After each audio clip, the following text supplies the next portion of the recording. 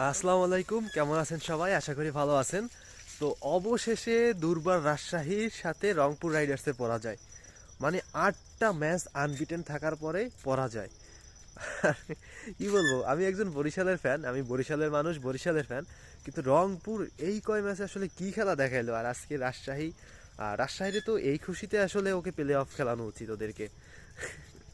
যাই হোক, আমরা যেটাকে টেবিলের সব থেকে খারাপ দল বললাম, দুর্বল রাজশাহী, যেটাকে আমরা দুর্বল রাজশাহী বলছি বা ট্রল করে দুর্বল রাজশাহী বলছি, তো সেই দলের সাথে রংপুর রাইডার্স মানে টেবিল টপারের পরাজয়, বিষয়টা আসলে আপনারা কেমন দেখছেন? আমার কাছে তো খুবই ভালো লাগছে। আমি আশা করব যে রংপুর আর একটা ম্যাচে যেন না জিততে পারে।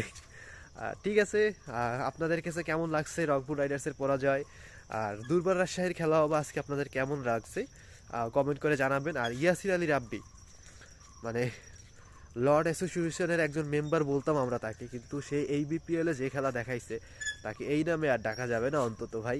যারা ডাকছেন সবাই ক্ষমা চান। ঠিক আছে, ভালো থাকেন।